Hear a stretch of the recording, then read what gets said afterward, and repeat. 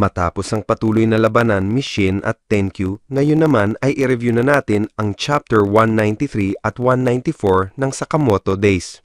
At last mga kaibigan, masasaksihan na natin ang final fight ni Shin versus Tenkyu na mauuwi sa isang matindi, emosyonal at brutal na laban na siguradong magugulat tayong lahat.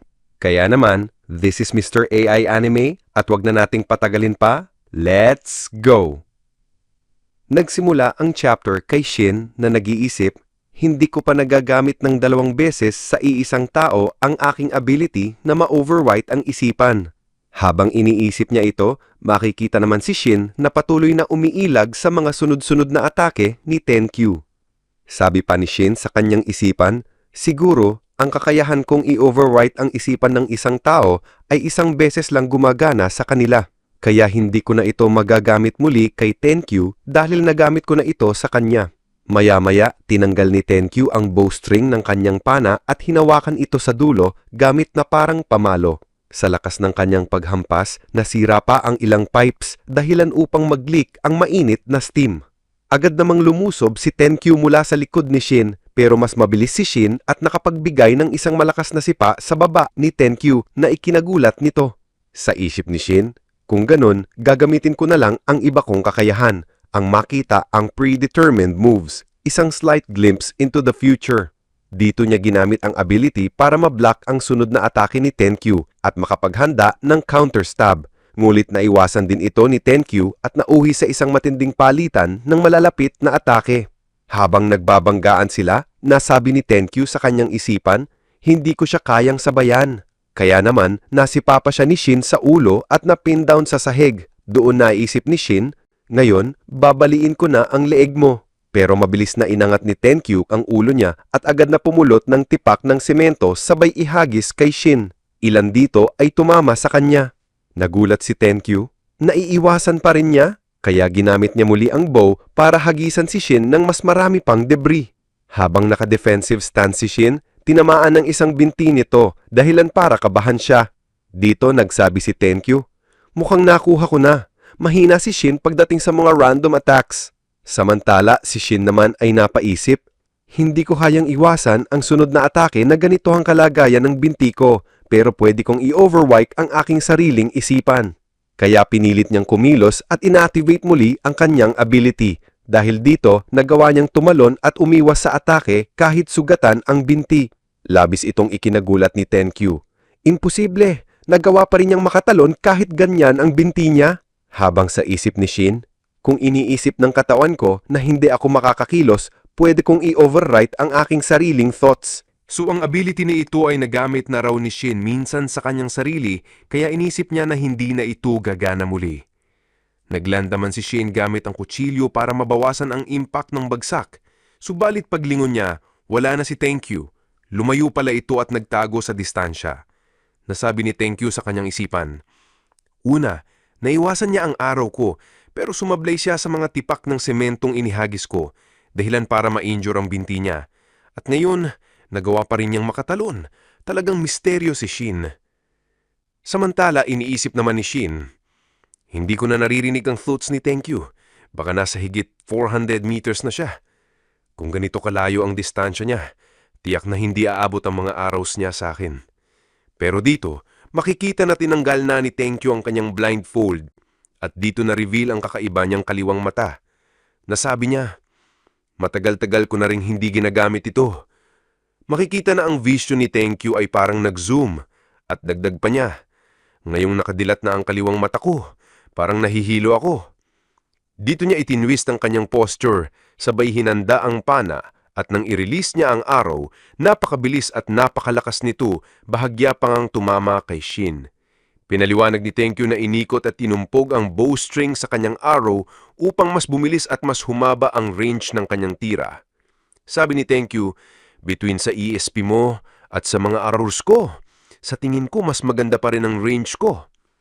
Habang nakatingin si Shin, nasabi niya sa isipan, masyado na siyang malayo, hindi ko na nababasa ang thoughts niya. Ngumiti naman si Tenkyu. Huwag mo akong tignan ng ganyan, Shin. Gusto kitang patayin. Tapusin na natin to. Sabay atake nuli ng araw na naiwasan ni Shin, mulit na daplisan pa rin siya. Sa isip ni Tenkyu, Kainis, ang paggamit ng kaliwang mata ko. Nakakahilo at parang nasusuka ako. Balik kay Shin, sinabi niya sa sarili.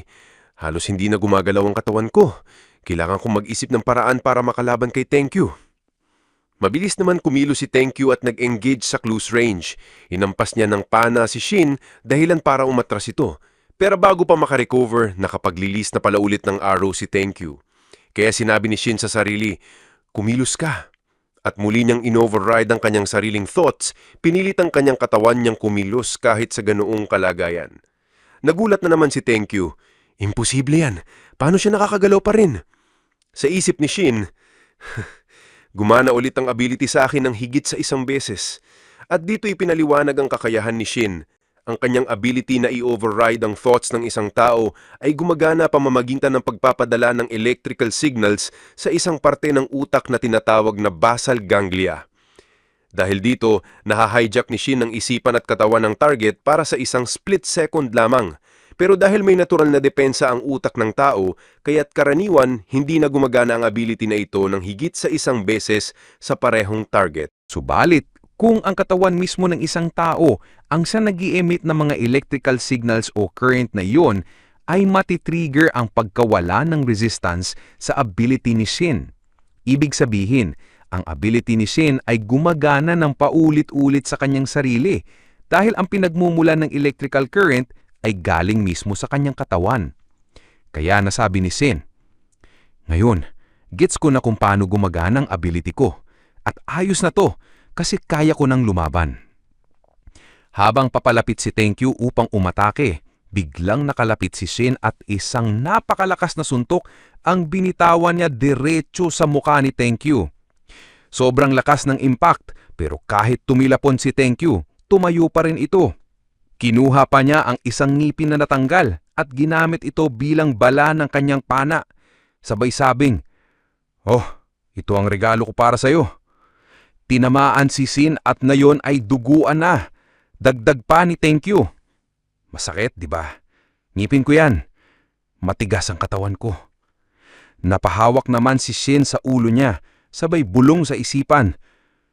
Kahit anong push ko pa sa katawan ko sa pinaka-extreme na physical limit, hindi ko pa rin kayang pantayan ang bilis ni Tenkyu. Habang nakatitig kay Tenkyu, may biglang ideya na pumasok sa kanyang isip. Kung ang katawan ko ang gumagalaw ngayon, paano kaya kung uutusan ko mismo ang utak ko na mag-function sa maximum power? Samantala, naghanda si Tenkyu at sabing, Shin, sino kaya ang mamamatay sa ating dalawa? Sa isip naman ni Shin, kaya ba ito ng utak ko? Kailangan ko itong subukan. Kailangan kong ipus ang utak ko na mag-process sa peak performance sa pinakamabilis na paraan. At dito na pinilit ni Shin ang kanyang utak na mag-process ng napakabilis. Sa oras na i-release ni Tenkyu ang kanyang arrow, nagulat si Shin sapagkat lahat ay tila bumagal. Kahit ilang sentimetro na lang ang layo ng arrow mula sa kanyang mata, nagawa pa rin niyang makita ang paligid at mapigilan ang mismong arrow. Sabay sabing, panalo ako. Nakapag-counter si Shin at sinugod si Tenkyu sa isang napakabilis na paraan. Hindi nakapaghanda si Tenkyu at nagtamo ito ng multiple injuries. Naputol pa nga ang dalawa niyang daliri. Sa kanyang pagbagsak, tinutok na ni Shin ang kanyang kutsilyo sa dibdib ni Tenkyu. Ngulit na patingin si Tenkyu sa mukha ni Shin at nagtanong, bakit umiiyak ka? Malungkot ka ba? Hindi yan. Takot kang pumatay, no? Tama ba ako? Sagot naman ni Shin, hindi.